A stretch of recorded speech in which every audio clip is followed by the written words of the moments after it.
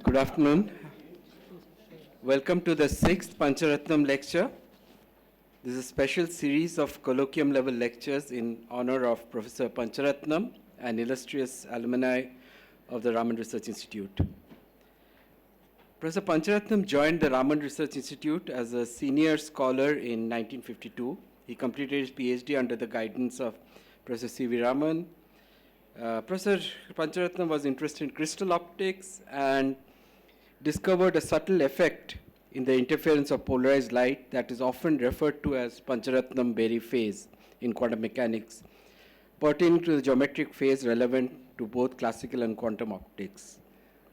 In fact, when brought to his notice in the mid-80s, Professor Michael Berry showed true scientific largesse and immediately published an article titled On the Pancharatnam Phase to draw attention to the pioneering work done 3 decades earlier.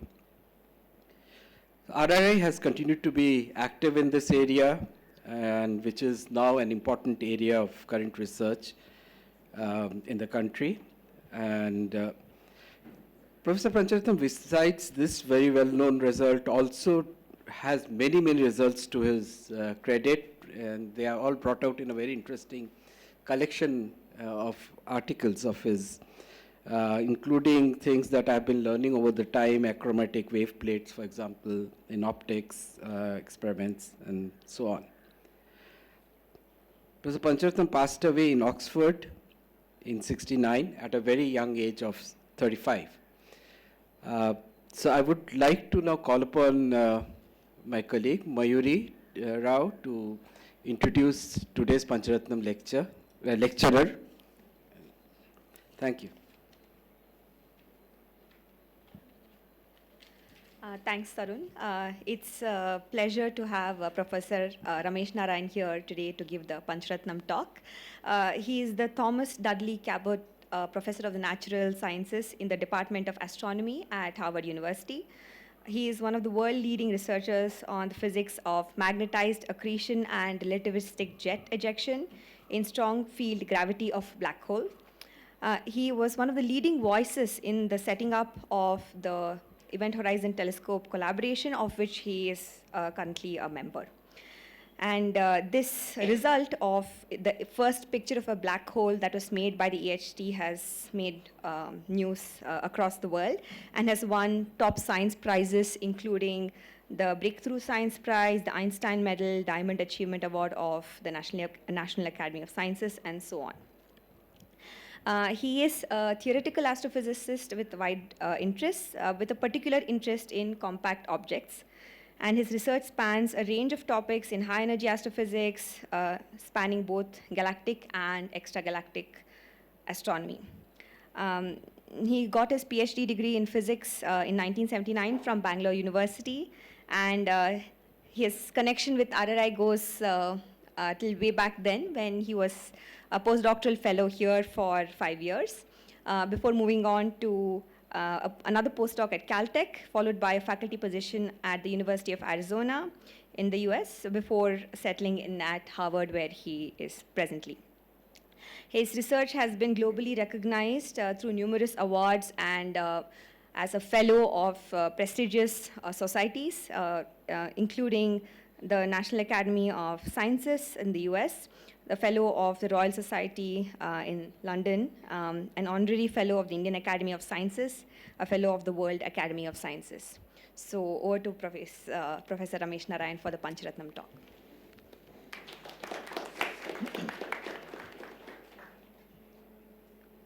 Thank you, Mayuri, for that very kind introduction.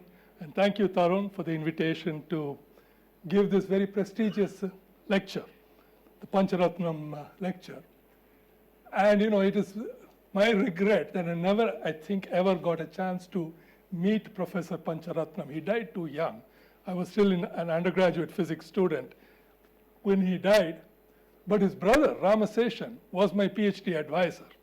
So, of course, Ramaseshan I knew very well, both at NAL, where I did my PhD with him. He was in charge of the material science division at NAL. I went there as a PhD student with Rajaram, who was also Ramaseshan's student. And then after coming to RRI, after my PhD, Ramseshan was still linked with RRI. So I had a long history with him. So through that kind of indirect connection, I think I feel a connection to Pancharatnam. And I'm honored to give this lecture. Okay, so I'm going to start with a little history that I think everybody knows. Einstein developed his general theory of relativity late in 1915.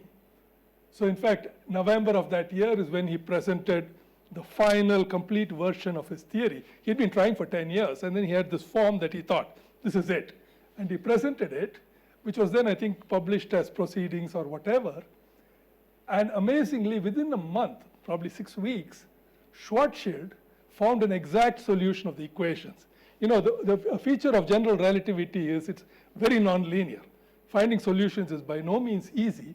Schwarzschild found an exact solution, understanding which took decades. Today we know that, among other things, Schwarzschild's solution describes what's called the Schwarzschild black hole. So here is a schematic diagram of what the Schwarzschild black hole is. So it's a massive, it's an object with mass, gravitating mass, but all the mass has collapsed to a point. So that is this point. It's a singularity. And in fact, it is a consequence of the theory that it cannot have a finite size. Once the object falls inside this dashed line, it is forced to compress all the way down to infinite density, zero volume. Because that's a singularity. It's a prediction of the theory. So there's no surface as such. Instead, what you've got is this pseudo surface called the event horizon, which is a one-way membrane. Things can fall in from outside, but anything that goes in cannot possibly come out. So it's a one-way street. And moreover, once you go in, you are compelled to fall into the singularity. So it's not as if you got any, time to relax. Once you're through here, you're dead. You fall into the singularity. So the event horizon and the singularity, etc., were all new concepts. And people struggled with this. What is this black hole? Is it real? Does it work? Should we believe the theory at all? Now, just to set a scale, let me tell you, the radius of the horizon is given by this formula, 2gm over c squared. M is the mass of this object, gravitating mass. So in astrophysical numbers, if you have a black hole with a mass of 1 solar mass, that's this symbol, it will have a radius of 3 kilometers. It's a very compact object, right? So take all the sun, you have to push it inside 3 kilometers, you will get a 1 solar mass black hole. And you can have a black hole of essentially any mass you please. And today we know that there are black holes of 10 to the 10 solar masses in the universe. And their radii will be 3 times 10 to the 10 kilometers. Just scales linearly with m. Now, as I said, people struggled for years to understand the nature of this solution. In particular, what is this event horizon? What is the nature of space-time inside of it? And how inevitable is the singularity? And all of those questions. Einstein himself never liked black holes. He kept thinking that there must be something wrong, something will intervene. And I think he went to the grave thinking that, this black hole, no, something is wrong. Within a few years after he died, the astronomers came into the game. And since then, the whole story has changed. Now we know black holes are real. The first hints came in the 1960s. And I would say the key development was the discovery of the so-called quasars by Martin Schmidt in 1963. And very broadly, the feature of these quasars is they're very distant, they're extremely luminous. So, just to put a number, a typical bright quasar might have a total luminosity of 10 to the 45 ergs per second, which is roughly the same as the luminosity of a whole galaxy of stars, okay? So a quasar is as bright as a galaxy. And I will introduce one concept at this point called the Eddington limit, very, fundamental in astrophysics. Any gravitating object, if it is emitting any luminosity, of course the radiation will push against the matter in the surface. And of course gravity will hold the matter in, right? So most objects are quite happy. They radiate, but they don't radiate so much. Gravity is able to hold it in. But the Eddington limit is a particular limit at which the object is so luminous that the radiation force on the surface matter equals the pull of gravity. So that's kind of a limit. Stuff will be just floating there, radiation balancing gravity, and you cannot make it more luminous than that. At least within simple spherical models, there's a hard limit. You can't have a steady system that is more luminous than the Eddington luminosity. And the Eddington luminosity, here is the formula, 10 to the 38 mass of your object in solar units, ergs per second. So if you have something which is 10 to the 45 ergs per second, and if it happens to be at Eddington luminosity, let's imagine, whatever that object is, it must have a mass of 10 to the 7 solar masses. So these quasars that Schmidt discovered, they have to be 10 to the 7 solar masses or more. Could be more, but can't be less, because if it's less, it will blow itself apart with the radiation. Okay, so that was a great discovery. Here are these objects that you've never seen before, 10 to the 7 or more solar masses, very bright, but they're compact. They don't look like a galaxy, they look like a star. Moreover, they vary on short time scales. In fact, already in the 1960s, they knew these quasars keep fluctuating on maybe a day time scale or days time scale. And here's another very fundamental concept in astronomy. If something varies on 1 day time scale, it has to be more compact than 1 light day across. Because for an object to go up and down, it has to communicate with itself, so it has to be more compact than the light propagation time across it. And that was a total mystery. At that point, there was no way astronomers could make any object 10 to the 7 solar masses and just 1 light day across. Nothing would fit the bill. And very early on, people started speculating. Maybe it's a whole new kind of object. We just hadn't seen it before. And the idea was, as proposed by Salpeter, Zeldovich, Lyndon Bell, etc., they said, yeah, why can't this be a black hole? Maybe this is a supermassive black hole, 10 to the 7 or more solar masses, producing energy by some manner. In fact, they proposed accretion, which is the topic of my talk. And I'm sure everybody said, these guys are being outlandish, but the theorists, this is what they do. We don't have to take them seriously. But as it happens, over the years, decades, that has just grabbed on, and today it is the go-to model. It's no longer a model. We say these are accreting supermassive black holes. Meanwhile, another thing happened, which is X-ray astronomy began developing in the 60s, thanks to Giacconi and his team. They found a whole new class of objects called X-ray binaries. This is not a topic in my talk, but it turns out that some of those X-ray binaries had compact objects which violated everything that people knew at that time. People are just beginning to recognize neutron stars. And sure, there were X-ray binaries with neutron stars, but there was a whole, subset of them which couldn't be neutron stars. They were too massive. Nobody knew what they were. Black hole. That was the proposal. Both of these categories of black holes, one is the supermassive guys with very large masses, up to 10 to the 10, and the regular mass, what are called stellar mass black holes, which are a few to maybe up to 100 solar masses. Both of these have been confirmed over the years. We know that the universe is really absolutely full of these things. There is one of these big ones in each galaxy in the universe. There are probably 10 to the 7 just in our own galaxy of the small ones. And every other decent-sized galaxy probably has 10 to the 7. And here is my conservative count, very conservative count of how many black holes are there in the universe, 10 to the 16. It's probably a hell of a lot more than that. But, this has all become now mainstream astrophysics, and people don't even dispute these things now. This is what is the thing. And correspondingly, as this has become accepted, the Nobel Prizes have been rolling in. So Giacconi for starting X-ray astronomy, X-ray binaries, and all that good stuff. He shared the 2002 Nobel Prize in Physics. So I would say that was really kind of related to the stellar mass black holes. Of course, the Nobel Prize for gravitational waves, 2017.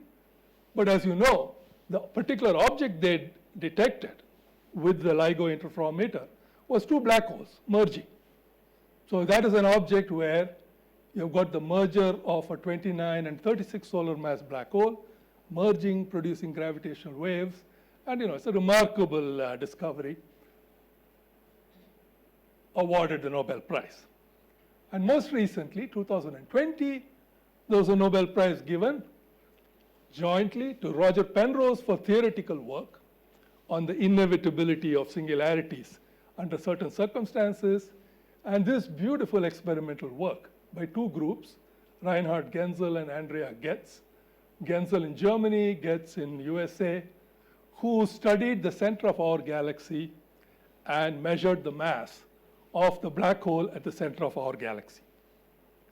I suspect most of you have seen some version of their data, but I wanted to show because it's just so beautiful. Let me see if I can start this movie. So what we are looking at is a small piece of the sky towards the direction of the center of our galaxy. Each of these little circles is a star. And this is the picture of that patch of the sky in the year 1995.5. And what you're going to see is a movie, because what they did was they kept staring at the same piece of the sky again and again and again for years and years. And the stars start moving, because they're all moving, nothing is stationary. And if you look long enough, you'll see that any given star will move along. And the beautiful thing here is the kind of orbits they traced. So we'll start by looking at this guy. Okay? This guy is coming here. They're all moving no problem. But Newton's laws would say if something is moving, it should go in a straight line. They're not going in straight lines. They're going in circular or at least curved orbits. In fact, this yellow guy, pretty much looks like it's doing an elliptical orbit around some central gravitating point. So by following over many, many years, you can actually follow trajectories of multiple stars, fit each of them, assume that they are being influenced by some dark mass located somewhere. You can then ask, what do I need to produce such an orbit? And the answer is, this yellow guy, for instance, requires a dark mass located at the location of that star. And it should have a mass of 4 times 10 to the 6 solar masses. And the interesting thing is, you can look at any of the other guys, any guy that's got enough of an orbit, like this guy, for instance, or this guy, for instance, or this guy, which came in and zipped off. Each of them you can individually solve. They all give you the same answer. There is a dark mass at this location with a mass of 4 times 10 to the 6 solar masses. That is our black hole. It's a relatively small black hole because, the range goes up to 10 to the 10, and there are nearby galaxies close to 10 to the 10. We have a relatively small guy, 4 times 10 to the 6, but still, of course, quite massive. And in fact, right at that location, it turns out, there is a previously known radio source called Sagittarius A star. So in fact, today, Sagittarius A star is synonymous with the black hole in our galaxy. Sagittarius A star is a radio source, produces radio waves. The black hole is the one that's producing the orbits and these elliptical orbits. We think they are the same thing. Okay, good. That's all I'm going to say in terms of history. So I had choice what I'm going to talk about. One half of me said, let's make it all nice pictures and movies and gee whiz kind of talk. But Tarun had also said, this is a regular colloquium. It's okay, you're addressing scientists. So I'm just going to give a regular astrophysics colloquium for the rest of the talk. It'll give you a flavor of how astrophysics works. And yeah, it may be boring, but I'll try not to make it boring. Okay, so I'm going to focus on what's called accretion. So these quasars, if you ask, why are they so bright? Where is the luminosity coming from? We think this is what's going on. So there is a black hole sitting in the middle of a galaxy. There is gas all over the galaxy. Some of the gas comes around and gets captured by the gravity of the black hole and goes into orbit. Goes into orbit because it has angular momentum. And then once it goes into orbit, it slowly spirals in, down, down, down, and falls into the black hole. Now, in the process of going from a large radius down to a small radius, of course, this gas is falling deep into the potential well of this gravitating mass. So the lot of potential energy is being released, and you can show that some good fraction of that energy will be converted into heat. So the gas will just get hot. It will have kind of internal viscous forces. End of the day, some of the energy remains as kinetic energy, but some of it goes into heat. So the gas becomes very hot, and when it becomes hot, it radiates. And then we see that radiation. If you have enough gas flowing into the black hole, you can have a luminosity as much as the Eddington luminosity. So the bright quasars, starting with the ones that Schmidt discovered, they were all these kinds of objects. Close to Eddington, accretion, awfully bright. But the thing to keep in mind is it's all from gas outside the black hole. Because remember, once it goes in, you don't see anything anymore. That is lost forever. But along the way, quite a lot of energy is released and radiated. And in fact, the typical energy budget, if the gas flows in at a rate m dot, so many grams per second, then you can say, what is the rate at which rest mass energy is being added? It's m dot c squared, of course. And typically, the amount of energy released in these disks is some eta times this quantity, m dot c squared, and eta is of order 0.1. Okay? So roughly 10% of the rest mass energy goes into heat, radiation. So it's a very efficient engine. It's converting rest mass into luminosity quite efficiently.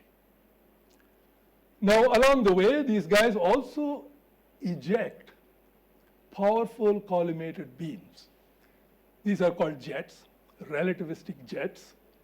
And these have been known, in fact, they have been known even longer than black holes. Even before Schmidt, already radio astronomers were seeing these radio jets. I just got a collection of pictures here. Mostly they're all radio images. Not all of them, I think, but mostly they're all radio images. So if you take an object like this, you should picture the black hole, some supermassive black hole sitting here. It's sitting in the middle of a galaxy, and I don't know in this particular case how big the galaxy is, but maybe the galaxy is about this big, but this jet is enormous. It's being ejected by the black hole. It goes all the way through the galaxy, goes outside. This is M87, our nearby guy, which again, extends beyond the galaxy to the outskirts of the galaxy. So these are very powerful and very elongated and large structures. And it's always been a really interesting question. How can a tiny little black hole produce these enormous structures? And now they've become even more important and interesting because people are talking about these jets, not just as phenomena in their own right, but the jets then go and modify the galaxy, and the galaxy properties are affected by the black hole. And there's a whole huge field of study, interaction between galaxy and black hole. I'm not going to touch that, but it's related to the jets. Okay. So what am I going to talk about? Accretion. So I'm going to talk about just this, very basic business about fluid gas falling into a black hole, getting hot, radiating, producing the radiation we observe, and our ability to model that. Can we or can we not make sense of what we observe? So here is an outline. I don't think I'm going to do all of this because we will run out of time. But here is the idea that I have for what I want to discuss. I will start by discussing a very standard, famous model of accretion disks called the thin accretion disk model. This is where it all started, and in fact, this is 50 years old. 1973 is when this model came along. And then I will show you that it is clearly not the whole story. Some black holes do agree with this model, but a whole lot of black holes don't. So you need another story for those guys. And that spurred the development of a second class of solutions called hot accretion solutions. This is a relatively new name, but I'll use it in today's talk, hot accretion, just to distinguish that these are hotter than the thin accretion disk. There was a surprise along the way. It turns out there are two hot accretion disks, and I'll try to explain very qualitatively all the physics behind that. And then the bottom line is, these hot accretion solutions, at least one of them, actually fits most of the guys that would not fit the thin accretion disk model. So it's like all the black holes in the universe. There's this subset, which is nicely explained with the old thin disk. And the guys that don't fit, yeah, we have a second model, and it's not a bad idea. Bad fit, I won't say fit, qualitatively agrees with what we observe for these guys. And that's kind of going to be the main part of my talk. But it's a model with some very, peculiar and strong assumptions. And I would say, people were, myself included, rather skeptical if all of those conditions could be valid. And it turns out that this Event Horizon telescope, which Mayuri mentioned, which was really done to test gravity and do beautiful things with the photon ring and all that, one of its side products is it happily goes and tests this model and has beautifully confirmed many aspects of that model, which I find very pleasing. So the result is thin disk 1973, hot accretion mid-90s, not much development since then because that model was doing the job except for all the worries. And now within the last few years, EHT has elevated this hot model into something that, okay, maybe now we really should take it seriously. Seems to be fitting what we observe. There is a whole story, and I would say this is worth a talk in its own right, about how these accretion solutions make jets, how do we understand the physics of jets, etc. I'm just mentioning it. If there is time, I may show a little bit, some simulations at the end, but yeah, I'm not going to be able to do justice to that topic. All I would say is, jets, in my opinion, are no longer a mystery. We think we know how to make those jets, how nature is making the jets, which is not to say that we understand everything we observe, but the fundamental physics seems to be under control. Okay, so let me start with the thin accretion disk model.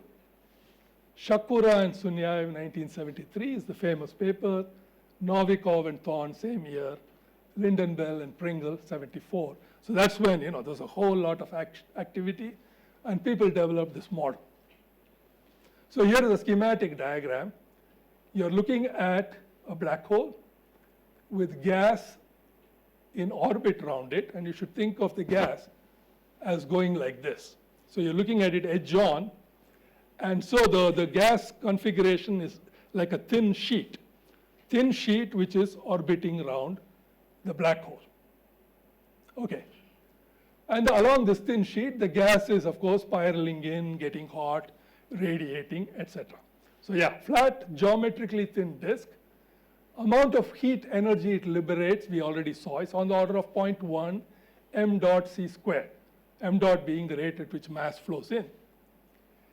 And one of the key assumptions in this model, which is very reasonable, is that whatever heat you liberate is radiated. And I'm going to write it schematically here as Q plus equals Q minus. Q plus is the rate at which heat is being added to the gas, ergs per centimeter cube per second. Q minus is the rate at which that same volume is getting rid of energy through radiation. And so here the idea is energy in, immediately energy out as radiation. And so the gas is, is just reprocessing released energy, converting it into radiation. Okay. So, this is radiating everything that's released, so the luminosity will be on the order of 0.1 m dot c squared. It's what is called a radiatively efficient accretion flow. It takes whatever energy is available and converts it efficiently into radiation. And we see them as bright quasars or so-called soft state X-ray binaries and other such objects. Now, you can actually work out everything. It's a beautiful model. Completely, you can work out pretty much everything you're interested in. And one of the things you find out is that the gas in this disk is what is called optically thick. Optically thick just means that it's opaque to its own radiation. You can't look through it. Or if it produces some radiation, it doesn't escape immediately. It gets trapped, scatters, absorbed, re-emitted, etc. Just opaque. And this is measured in astronomy through something called optical depth, tau. And when tau is greater than 1, it's opaque or optically thick, like this thin disk. And tau is less than 1, it's called optically thin. And for this model, very roughly, the scaling goes like this. Optical depth is 10 divided by this parameter F Eddington. And think of F Eddington as just the ratio of the luminosity to Eddington luminosity, accretion rate to Eddington rate. So, 1 is kind of the maximum you kind of expect for these systems. But if you have less gas, it will be less and less and less. And in this formula, what you see is, since F Eddington is sitting in the denominator, this tau is always greater than 1. It's 10 at Eddington and becomes 100 at 0.1 Eddington, 1000 at 0.01 Eddington, etc., etc. So pretty much all black holes accreting in this model are going to be optically thick. And the beauty of optically thick systems is their radiation is really easy to compute. Optically thick systems pretty much radiate like black bodies. The trapped radiation goes to perfect, statistical equilibrium, thermodynamic equilibrium. You just get a Planck function at the local temperature, and out comes black body radiation. And that is an enormous simplification because you can make all sorts of predictions immediately. You can immediately calculate for a given black hole mass, what temperature of radiation do I expect? So here's the formula. So the temperature will be 10 to the 7 Kelvin mass of the black hole to the minus 1/4. So if I have a 10 to the 8 solar mass black hole, it will be 10 to the 8 to the minus 1/4. I'll get 10 to the 5 degrees Kelvin, which is in UV. It will be bright in ultraviolet. If it is a 10 solar mass black hole, like one of the stellar mass black holes, it will be 10 to the 7 Kelvin, X-rays. So sure enough, the X-ray binaries, which are the small black holes, they are bright in X-rays. That's why they're called X-ray binaries. And the big supermassive black holes, the quasars, they are bright in optical and UV. That's how Schmidt saw it with his optical telescope long ago. And so this model is, it's a beautiful qualitative and I would say mildly quantitative explanation of a whole class of systems that are relatively bright. Just showing a couple of plots here.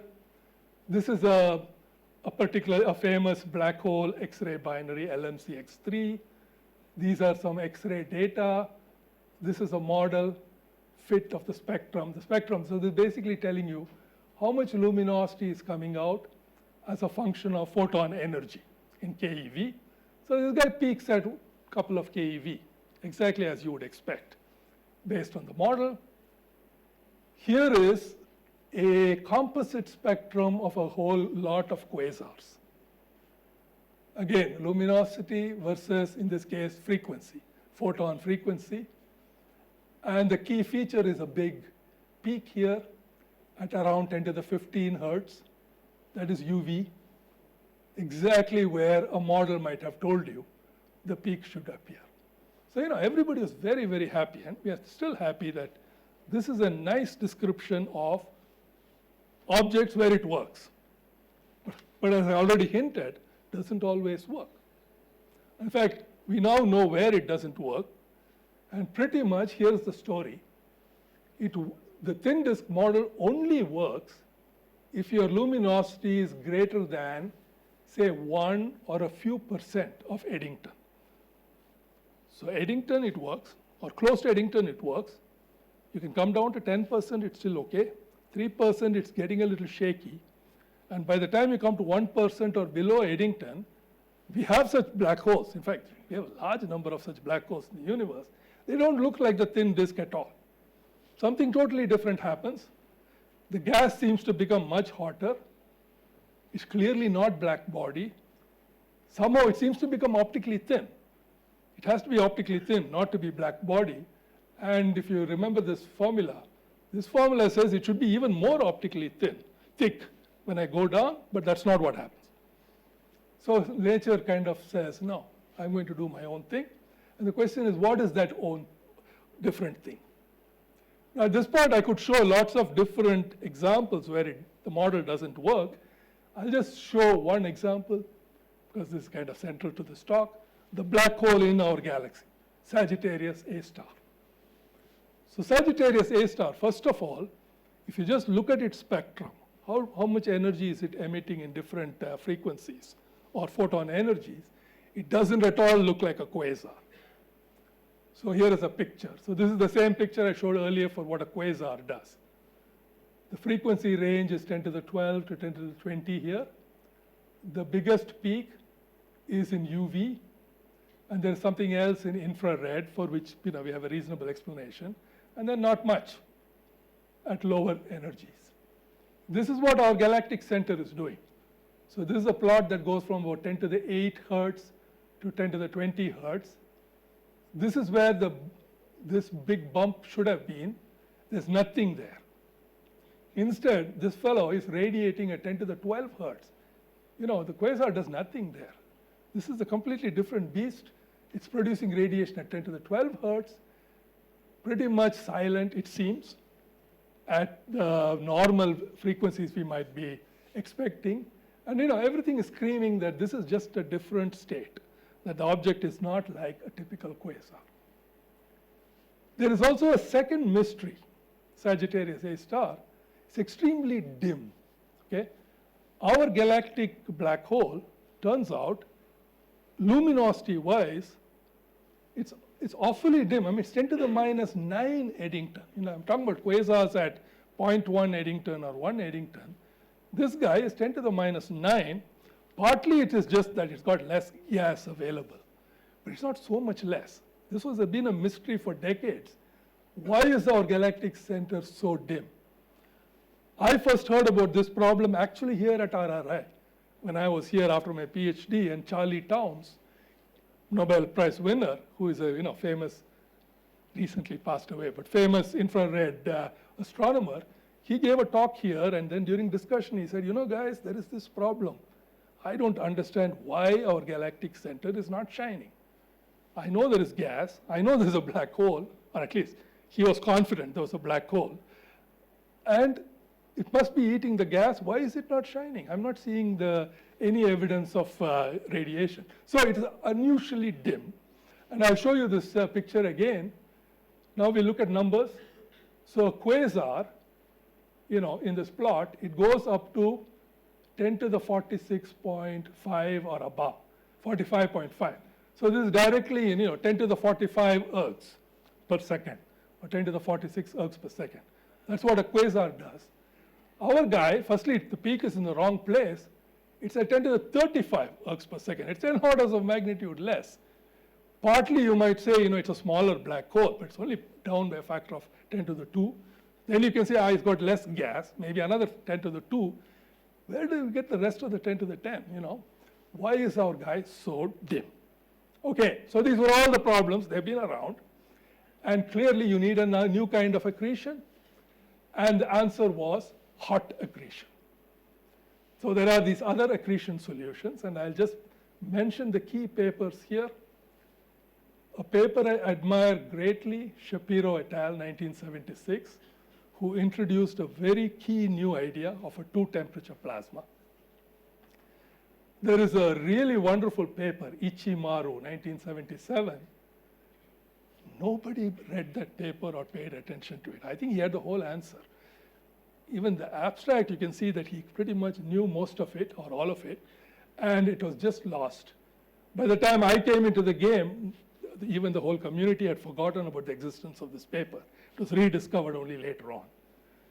There was a paper by Rees in the middle, then our gang got into the game, and I would say post these papers, we think we have reached a point where we can say we have a handle on things like our galactic center and other low luminosity systems.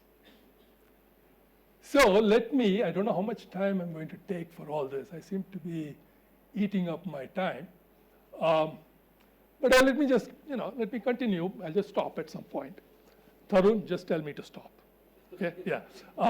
Okay, so firstly, we've already said that these guys are optically thin, transparent. There is evidence that they're hot, much hotter than usual systems. And so, we can play a kind of a thought experiment, armchair experiment. You just say, let's set that thin disk model away. That's great, it works. We have to break it somehow. We just throw it away and start from scratch. Let's imagine that we have a very hot accretion disk. Thin disk is a cold accretion disk. Okay, we have a very hot accretion disk. How hot can you make it? Well, there's a very natural temperature called the virial temperature. You can't go hotter than that, because if you go hotter than that, the gas will disappear. It will evaporate and go away.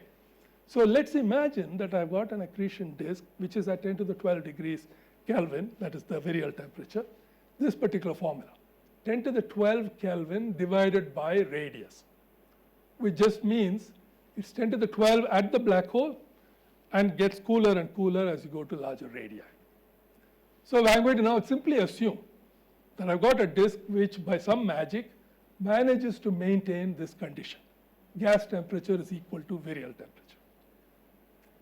So one of the things this very large temperature does is, of course, it increases the pressure of the gas, and that large pressure will change the geometry of the disk. It cannot be a thin disk any longer. It becomes a big fat disk drawn schematically here. So I'm looking at the system cross-section, but instead of being a thin sheet, it is this big fat structure. One of the immediate consequences is this fat structure is optically thin. It becomes transparent to itself. You can see through it. And that breaks at least the black body condition. Because let me tell you, if it is radiating like a black body, it has to be a thin disk. All those results will be valid. You can't get away from those. You have to break that black body condition. This guy will do it for you at the expense of invoking some crazy temperatures. And in fact, the scaling goes like this. The optical depth goes something like 30 times the Eddington ratio. So if you try to make this solution at the Eddington luminosity, F8 equal to 1, you will be optically thin. So you won't be self-consistent. You'll be optically thin, you'll become black body and bang, this solution won't work. But you can also see, if your Eddington ratio is below, say, 1% or 3%, tau is becoming less than 1, and then this solution comes in. And that is beautiful because nature is telling us the thin disk is fine until about 1% of Eddington. Below that, I need something else. And here is at least this toy model which says, I will kick in only below 1% of Eddington, precisely where I need it. Okay? So that's a rather nice indication that maybe we are on the track.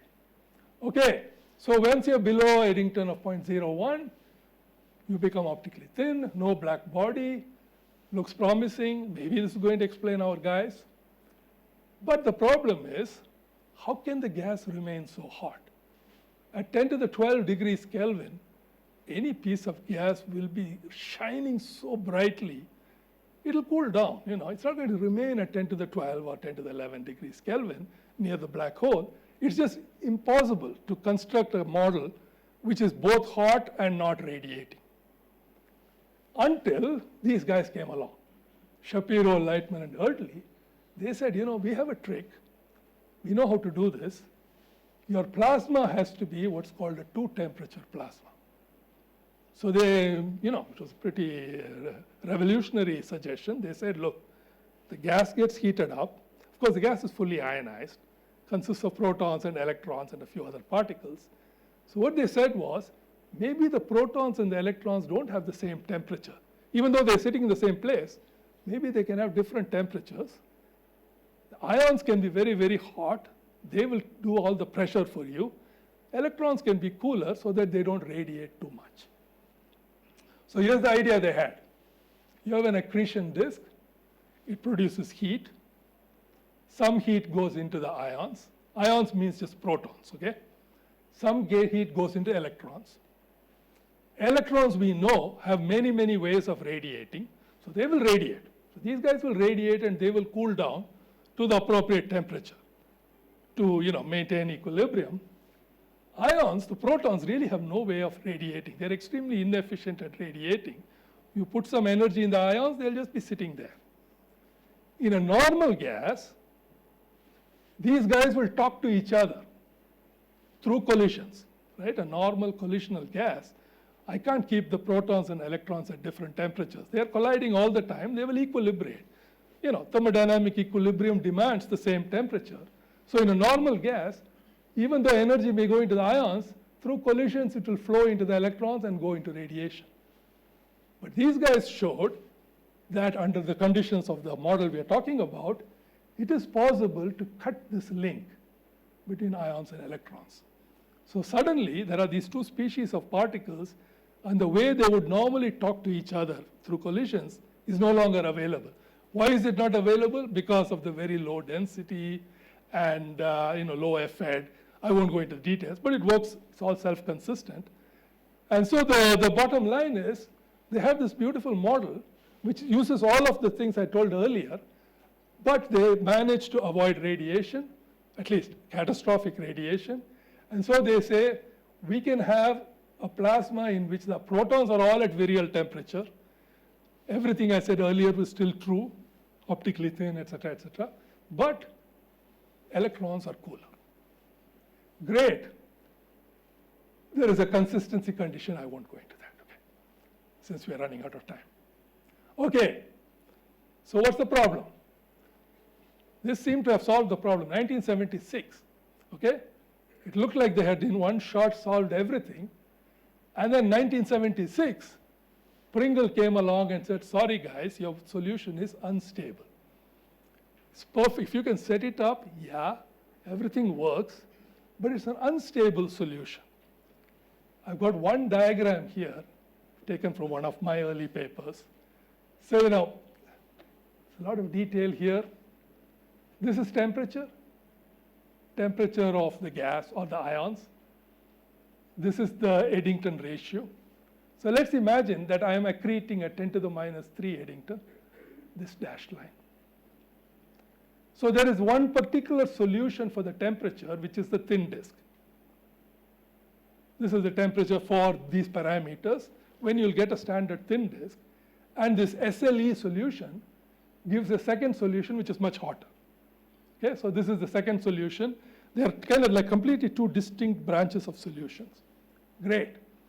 But now you can ask, okay, each of these is a good valid solution of the equations.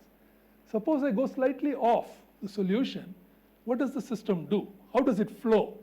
Right? It's very standard, I'm sure, in every branch of physics where people do this. So this is what Pringle did. Pringle said, if I take the thin disk and go off the disk, it'll come back. The flow is such that this is a stable solution. But the SLE solution is just the opposite. If I go slightly off the solution, it'll just keep going further and further and end up as the thin disk. So it doesn't want to sit here. In fact, a bigger headache was if you send it off in the other direction, it will go on and on and on. In fact, nobody knew what happens after that. It looked like the whole system would blow up. So there was a wonderful solution, but it was unstable.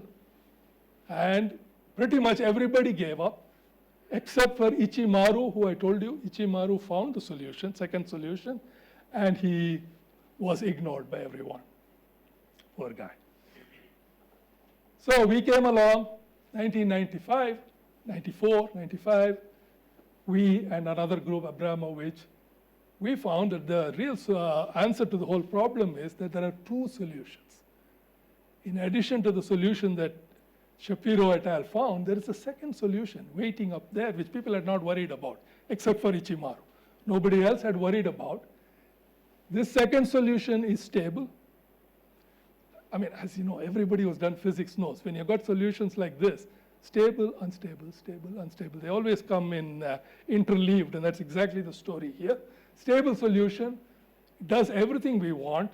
It is low luminosity, a whole lot of good stuff. I'll just draw one picture here. This is from the same picture I showed earlier. But when you include the necessary new extra physics, which people had ignored earlier, what is called advection, It turns out that the solution branches look like this. It turns over and there's a third branch sitting up here. This is our hot accretion solution. So at a given accretion rate, there is the old Shakura-Sunyaev, stable. There is the SLE, unstable. But there is the second stable solution. This, we believe, is what happens in most of these low luminosity black holes. It has got most of the features we need. And I will not go into the details since it's not important. But just to convince ourselves, the very first object to which we applied this model was our galactic center black hole, Sagittarius A star. The same thing that Charlie Towns was worrying about in 1981 or whatever. When he visited here, he said, I don't understand Sagittarius A star. Finally, we said, we understand Sagittarius A star. So we came up with a model, and the model had virial temperature.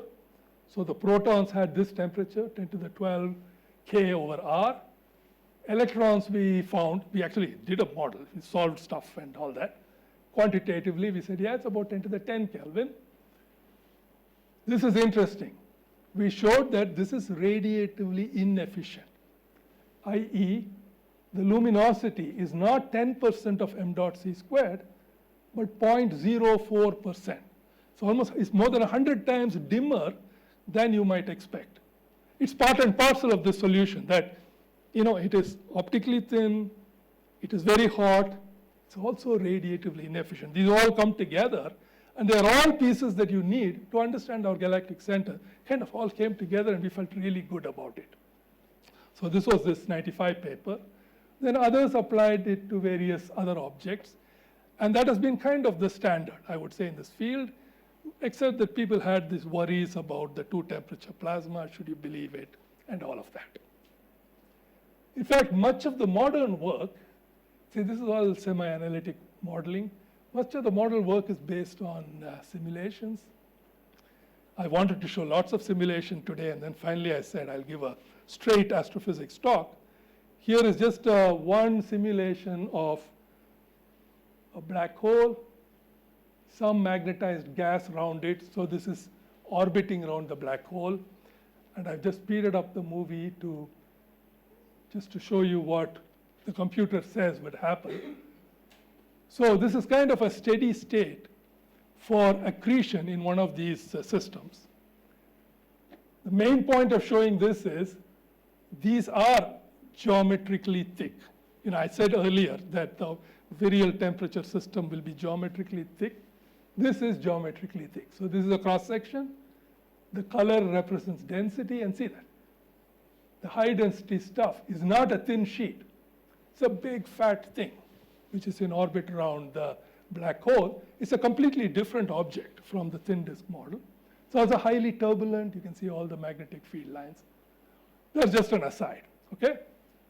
Okay, so I will take a few minutes now to talk about EHT.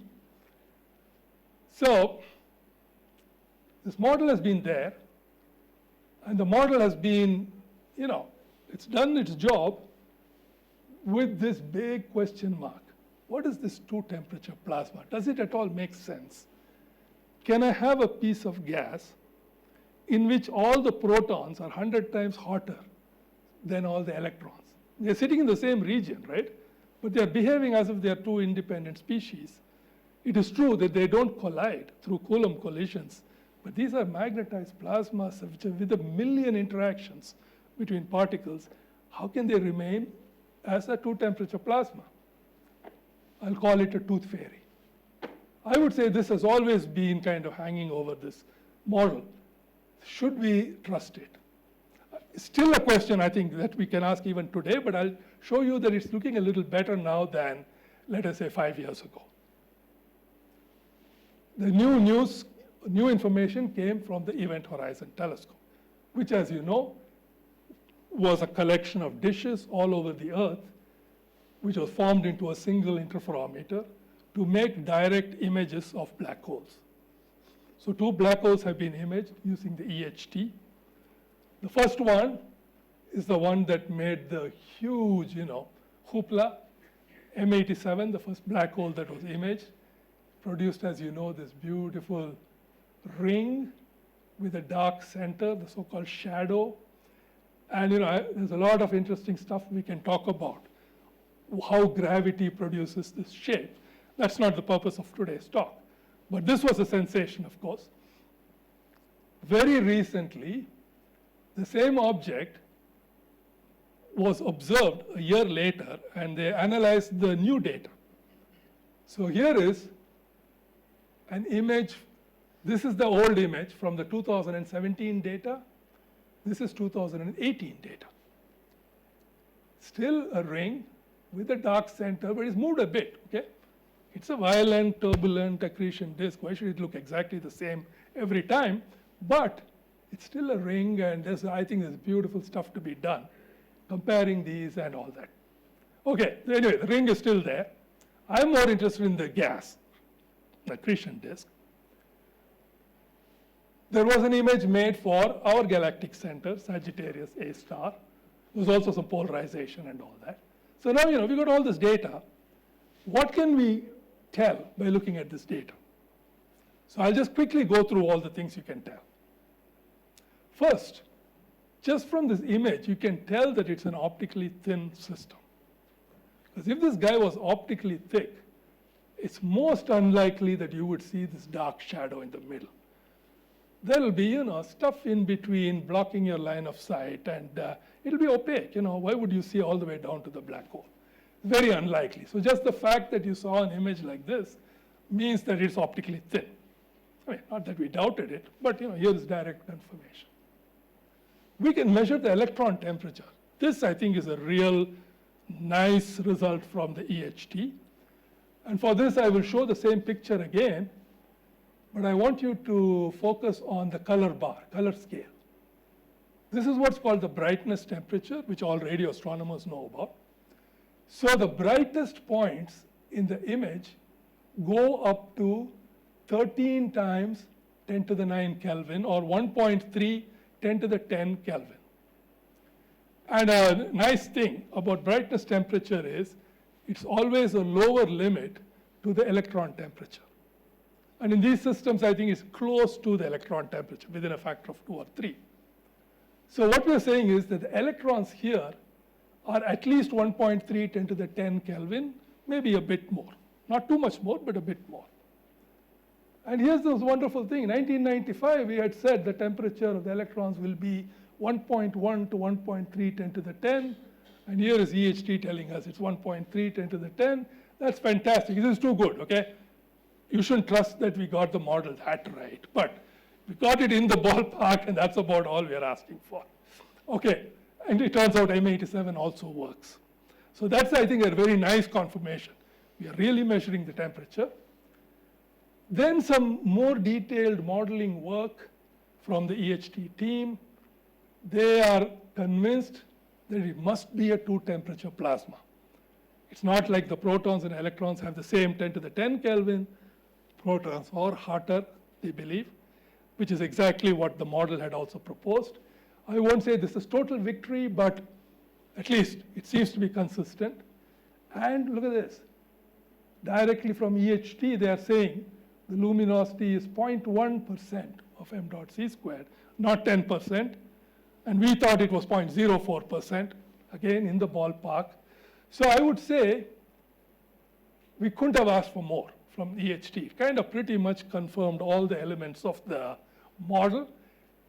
It tells us somehow nature is doing 2-temperature plasma. You may not like it. It seems to be against thermodynamics, but it's happening. Okay, so what do I want to say? I want to say, look, that's the end of the story. The clock also says I better stop. There are a huge number of black holes in the universe. 99% of them are described by the story I told you, right? These quasars and other bright systems, they are the tip of the iceberg. The few lucky black holes which get a lot of gas, become very bright, thin accretion disk, the old model. 99% are starved. They don't get that much gas. They go below 1% of Eddington. And then it appears every single one of them is doing this particular hot accretion flow. And thanks to EHT, I think now we can stand up and say, look, we have the beginnings of an understanding of what these fellows are doing. That's what EHT has contributed here. Are there open questions? Yeah, about 1,000 at least, maybe more, okay?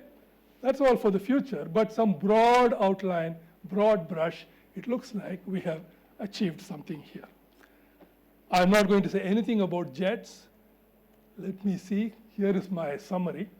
Summary is, firstly, from physics point of view, black holes are absolutely mysterious, they're weird. It's very hard to absorb the concept and make peace with it. Example, Einstein. He never made peace with it. But they are there. They are real, they are numerous. The universe is simply crawling with black holes. 10 to the 16 of them, we think. These are the statistics as we know today. Most of these black holes are in this low Eddington mode of accretion, and they all apparently have this hot accretion disk, 2-temperature plasma, relativistic temperatures, radiatively inefficient, etc. And the part of the story which I didn't tell you, these guys have a very strong link to relativistic jets. They are very efficient at making jets, and that will be another story at some other time. EHT has, as a side result, done really important, useful work for this modeling. It seems to have confirmed some of our prejudices as to what's going on. So let me stop there. Thank you for the invitation.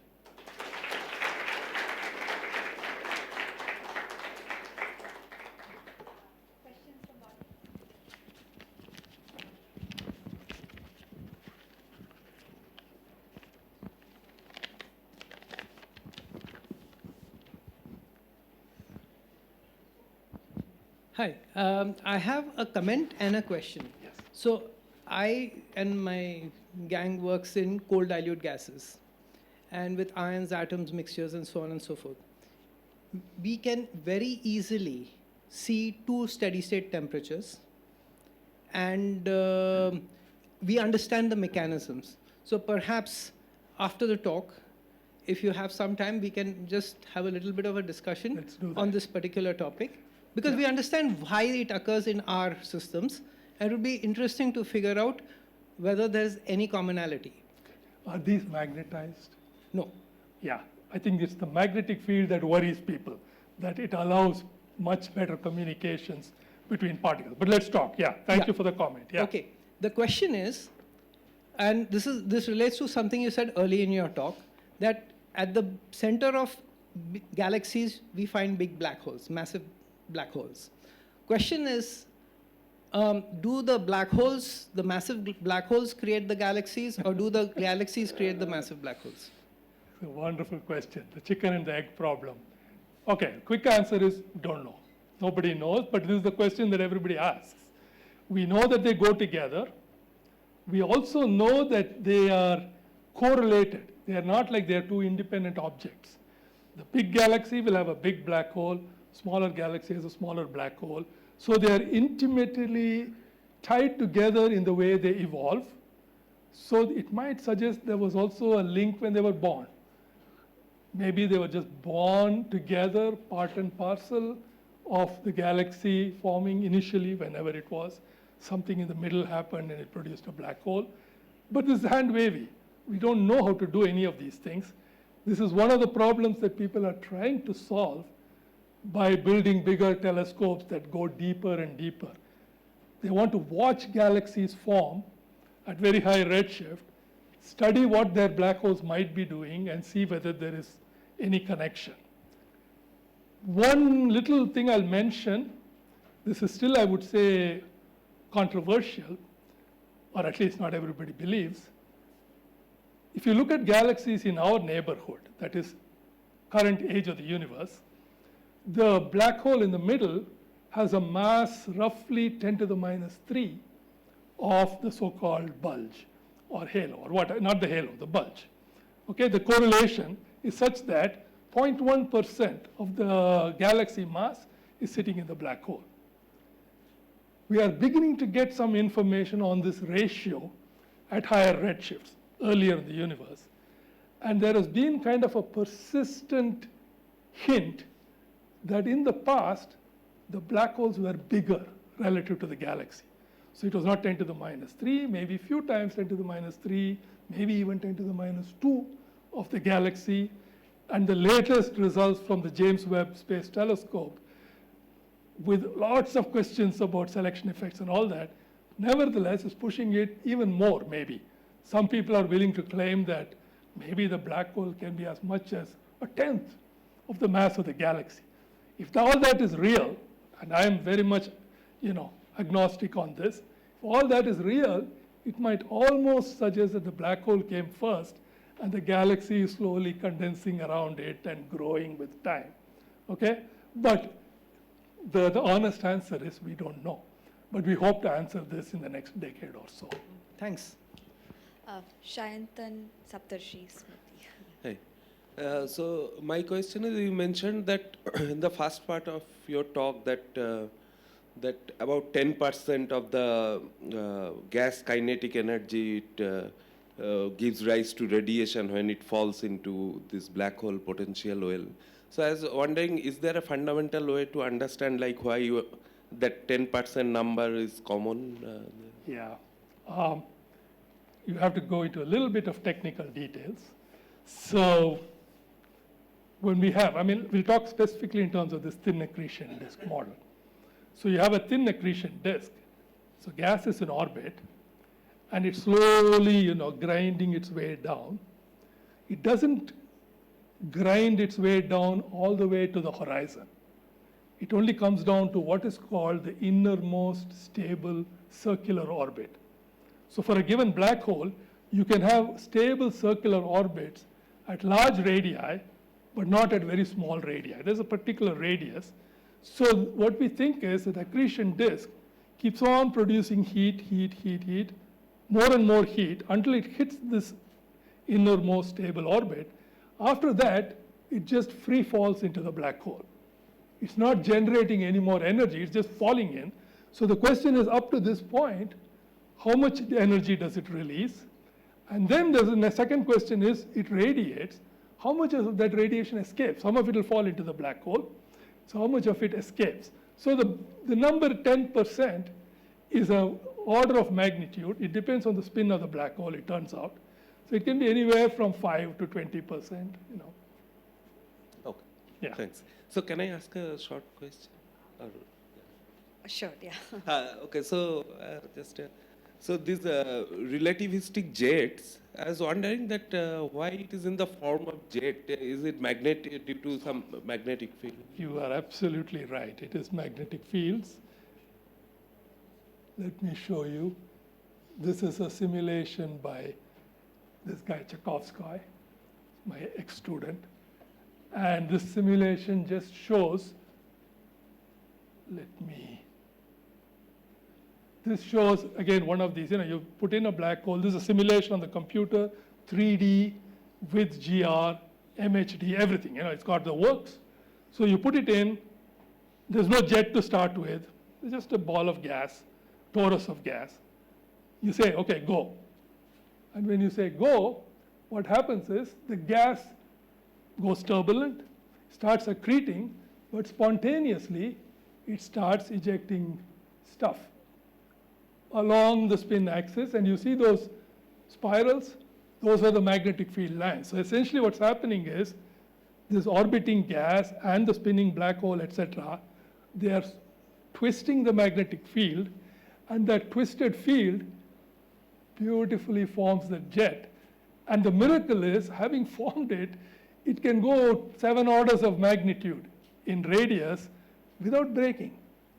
That is still, I would say, something to be understood, how it can be so coherent, but this is where it starts. And here's another one simulation, Kaushik Chatterjee from my group. And again, the same deal. He produces, but this is a larger scale simulation. He goes out, I think, to 10 to the 5 radii. The thing is, in fact, it looks like some of the objects we see in the sky, jets and lobes and all that. Yeah. So this is something that kind of just just drops out. It's not like we had to do any more work. In the process of studying accretion, the jet just more or less showed up on its own. Thanks.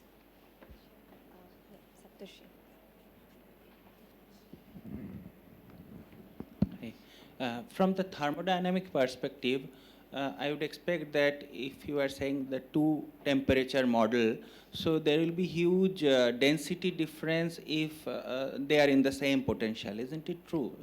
On the other hand, you have equal number of electrons and equal number of positively charged particles, so something is confusing. Good. Very nice question. So you're right.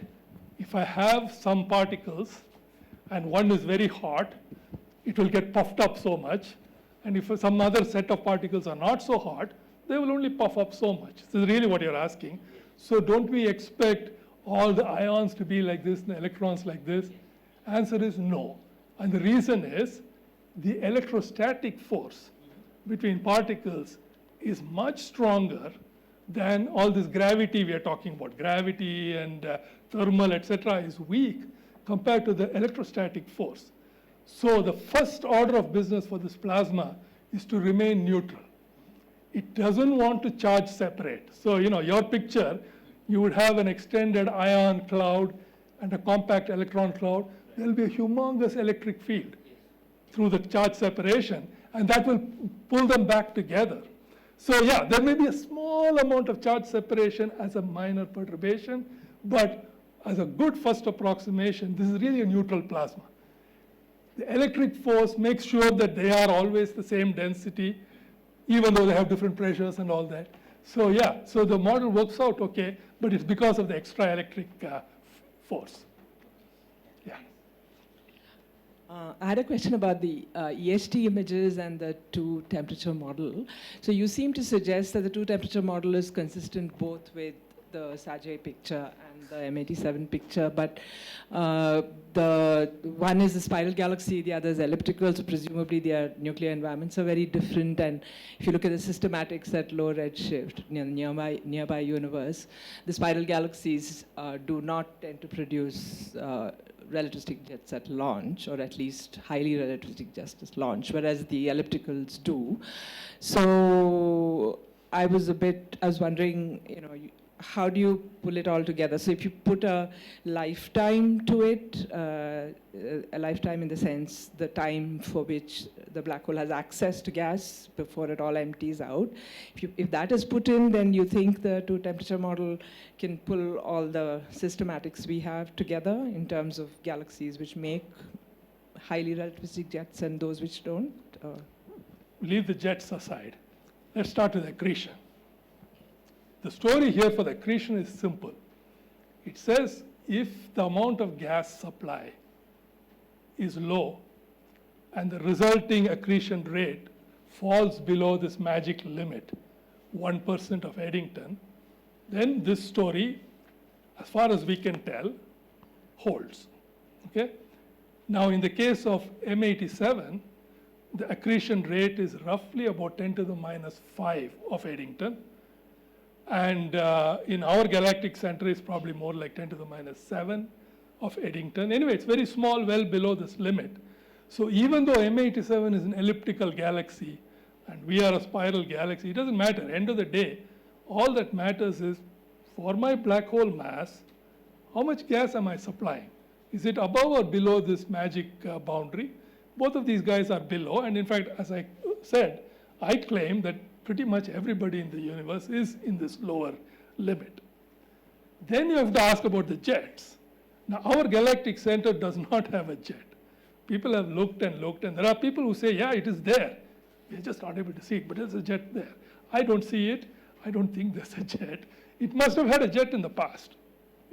All these guys vary.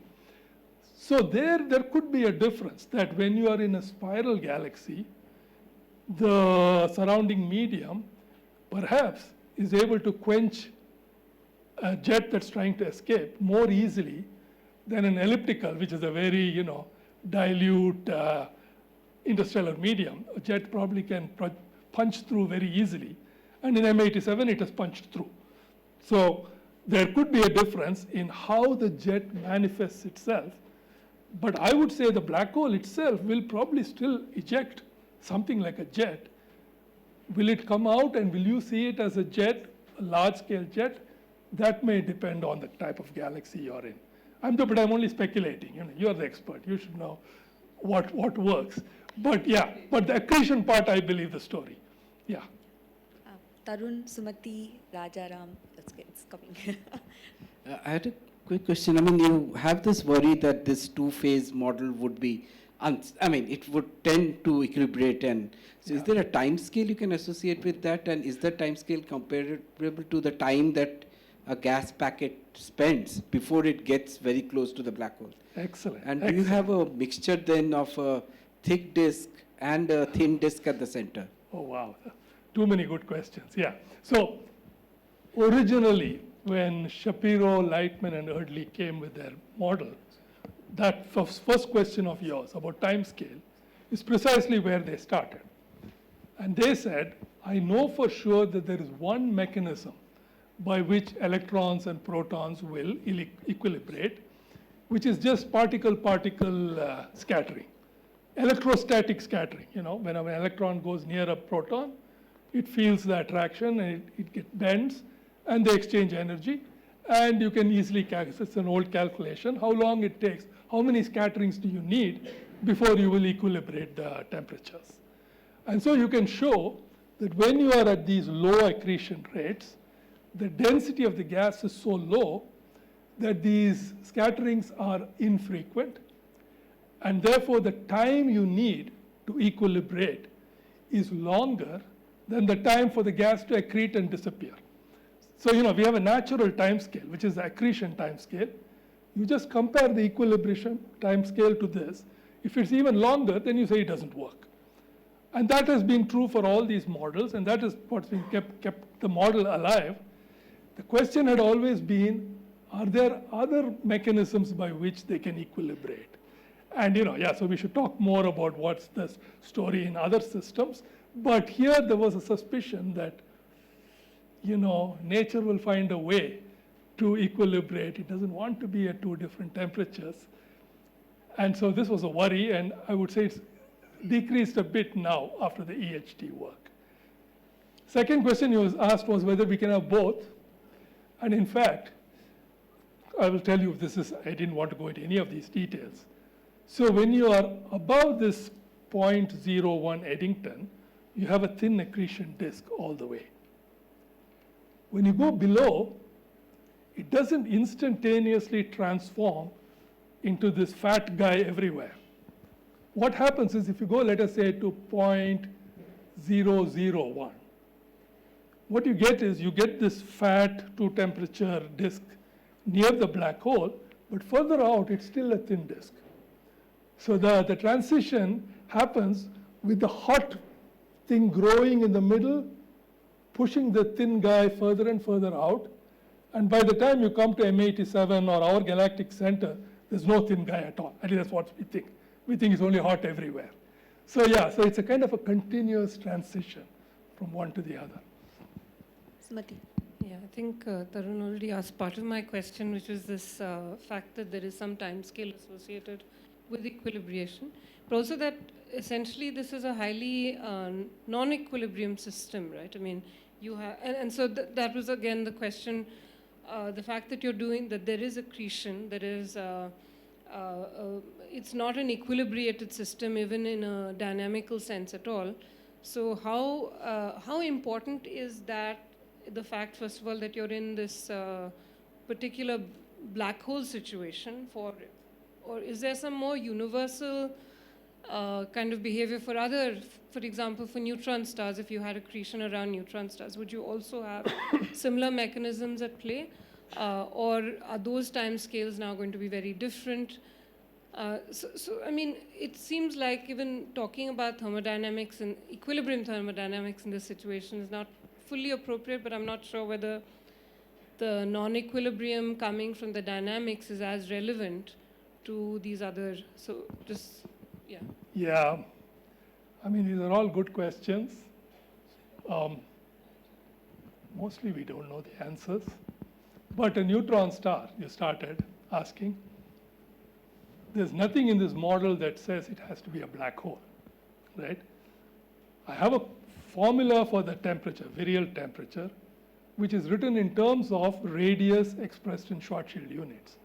But a neutron star is just a 3 Schwarzschild radii. So, it's already not very different from a black hole. So pretty much most of this should work for a neutron star, with one big exception, namely the neutron star has a surface. The black hole just eats it all up, right? And then there's nothing, no radiation coming out, but the neutron star has a surface. So finally the hot gas will hit the surface. The surface has to do something with that energy. It will radiate it back. That radiation will go and interact with the incoming gas. That will produce differences. And because of that, I would expect this hot phase, which should be present for neutron stars, will look somewhat different, just because it's got an extra component from the surface. But leaving aside that complication, what I would call a boundary layer problem, the same physics should work for neutron stars. They should work for cataclysmic variables, the white dwarf systems.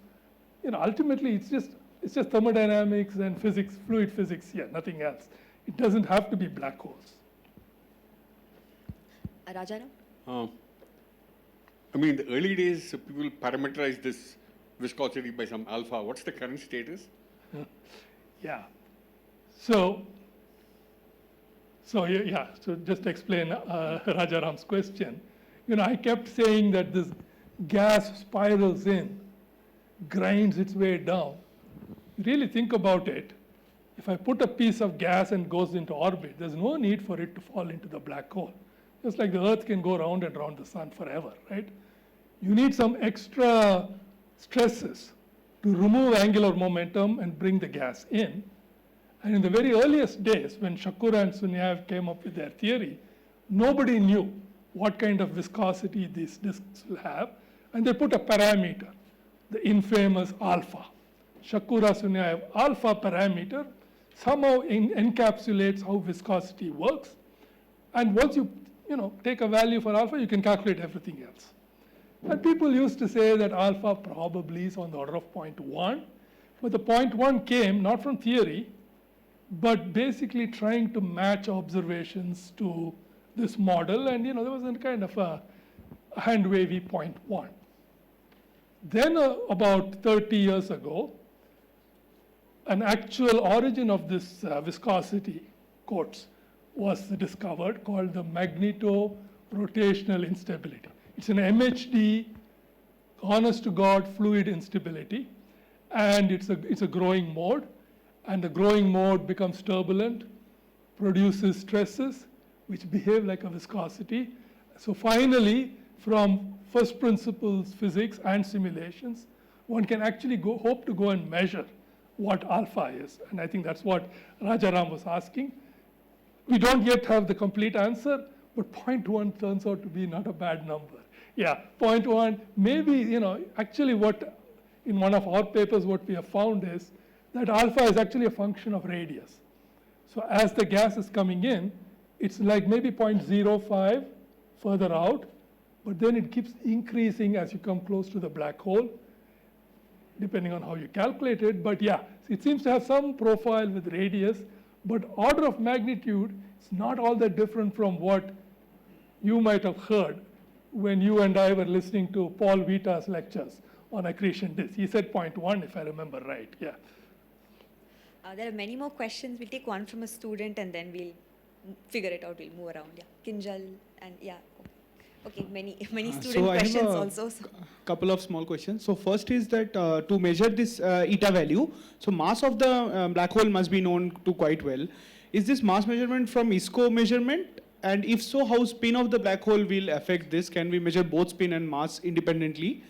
And the second question is, we know a lot of like stellar mass black holes from the XRBs. We know that there are AGNs, a lot of supermassive black holes. But black holes in the width in the range of 20 to 100 solar mass is very rare.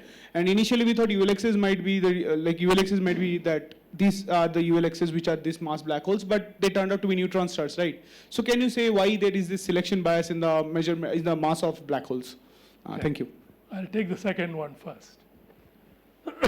After LIGO came along, now we know the 20 to 100 range is no longer so rare, okay? So you're thinking from X-ray binaries. X-ray binary black holes are 5 to 20 solar masses, but LIGO black holes are mostly above that range, or above 10 anyway.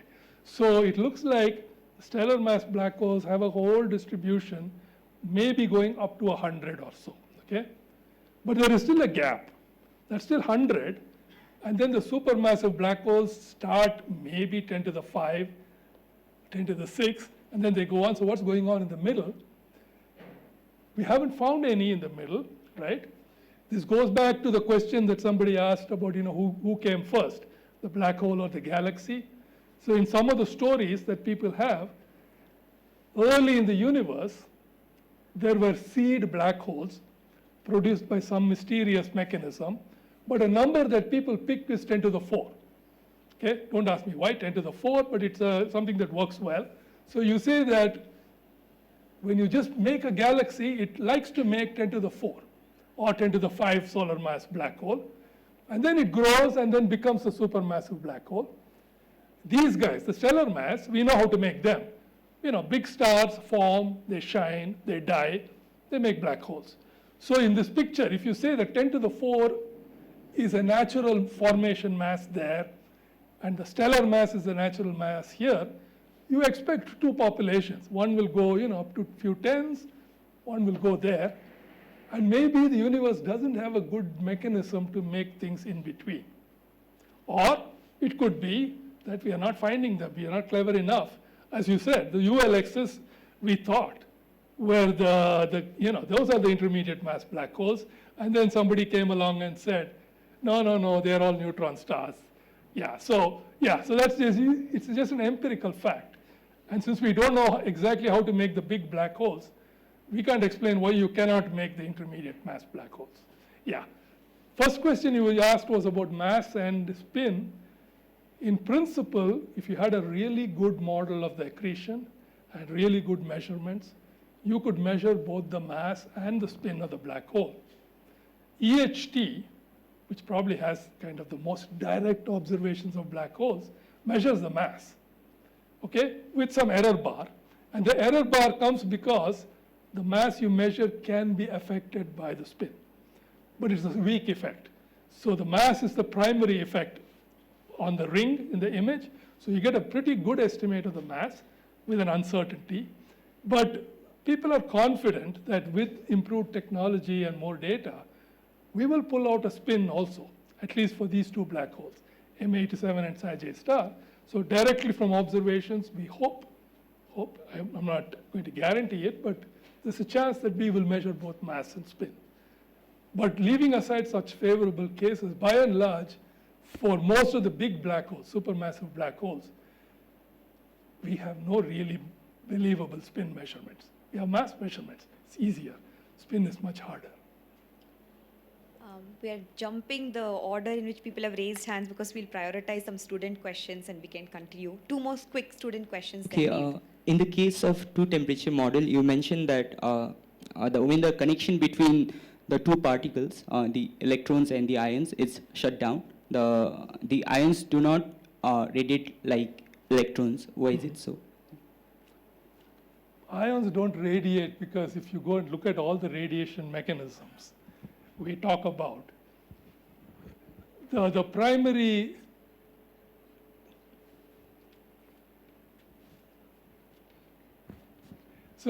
one of the important radiation mechanisms is synchrotron radiation, charged particle going around a magnetic field. So you can look at the formula for that. If I give you a particle of such and such temperature and let it orbit the magnetic field, how much radiation will it produce? You look at the formula, you'll find that it's very sensitively dependent on the mass of the particle.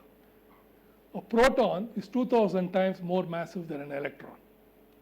So same magnetic field, same temperature, you will find that the electron will radiate, I don't know, maybe 1 million times more than a proton. It's just much more effective at radiating. Similarly, when particles scatter, so-called Bremsstrahlung radiation, most of the radiation comes from the electron, not from the proton. So And this is down the line, all the radiation mechanisms that we normally consider, they are all heavily weighted towards the electrons. So when you distribute energy between protons and electrons are the guys that will radiate. Protons really have very inefficient mechanisms for radiating. I have a follow-up question on that.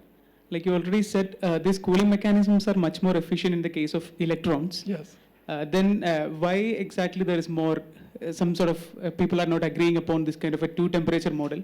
You said the magnetic field can make the story a bit complicated, but as you just explained now, it seems magnetic field is also sort of supporting this kind of a two-temperature thing. So why there is a... Right, okay. So the two things. The magnetic field, let us say, which produces synchrotron radiation, clearly favors the electrons. So if you put, let us say, equal amount of energy in the protons and the electrons, these guys will get rid of their energy through synchrotron radiation very quickly, and they will cool.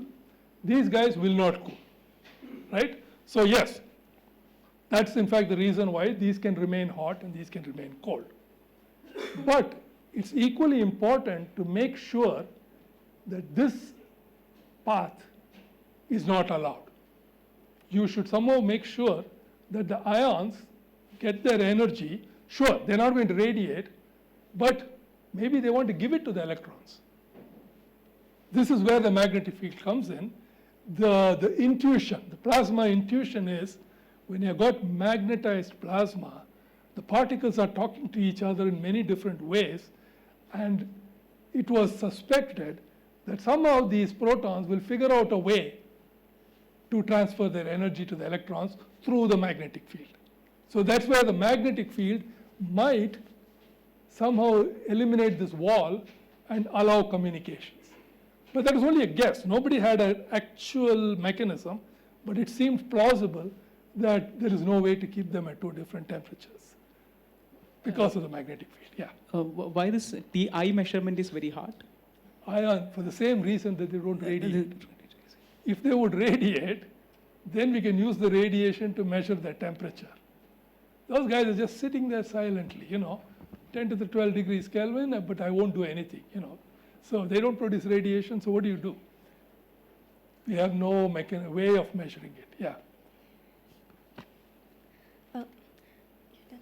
So I'm curious to know whether it has been done or how far are we from doing multi-scale simulation. For example, we want to verify the two-temperature plasma. So we might want to look individually at cold electrons and hot ions, and then I might want to zoom out into large-scale GRMHD simulation to see what effect it has on the accretion as a whole. Is it possible, or what challenges we have? It's very challenging, but I think we are almost ready to do it. But it's a lovely question. So this is a plasma physics question here, right? We're talking about individual particles. What do they do? And almost everything that generally astrophysicists have been doing is fluids. We don't count in the level of one particle, but we think of it as a fluid. But there's a whole branch of plasma physics started by the fusion community, but then borrowed by astronomers, where you simulate the plasma at the level of particles. These are so-called particle-in-cell simulations. It's a very rapidly growing field because computers are getting better, and they are being used to explore many of these questions. Specifically, the two-temperature, I don't know if anybody has done it, but I think it's a natural thing. I would like to just take a box, fill it with protons and electrons at different temperatures, put some tangled magnetic field, stir it up with some turbulence, see what it does. Because these are really first principles simulations, and the technology exists. It takes very long time because of the computation requirements, but it's going to get easier. But yes, you're right. This is going to be the future, where there will be people doing it at the level of particles, there will be people doing it at the level of fluids, which is on a larger scale, and somehow link the two. That's the somehow part. People have to figure it out. But yes, I think that's the future. Thank you very much. Final question from the back. I think actually you answered in the previous discussion. So have people started worrying about plasma scale magnetic instabilities that will become scattering centers for electron, and that will modify the two temperatures further, right? Exactly. That is really what people had in mind. Yeah. That, magnetically there will be some instabilities which will become scattering centers. We know for sure that these things happen with shocks. There are not that many shocks in these systems, not in the accretion disk. There are shocks in the jet, but in the accretion disk, there don't seem to be shocks. But then magnetic reconnection can also do similar things, and definitely there is magnetic reconnection. So one worries that any of these processes will provide a region where the temperatures can equalize, that they will induce, enough communication and collapse the temperatures into one. And if there are enough such regions, then it won't remain a two-temperature plasma. This, presumably, again, continuing with the previous question, these particle in cell simulations could conceivably explore. It will require a lot of painstaking work, but in principle, it could be done, yeah. So I believe there are many more questions that we were not able to take up, but let's thank our speaker and we can continue our discussions outside. Yeah. I'd like to invite Tarun to present a memento to our speaker today.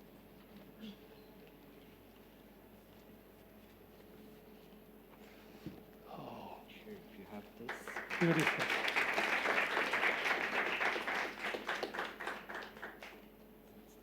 Pancharatnam lecture. Oh, Pancharatnam, yes. I told you about this Collected works of Pancharatnam. Thank you very much, yes. Thank you. Thanks, everyone. Yeah. Thank you. Okay. I forgot to tell you, I went to Kochi on a personal visit.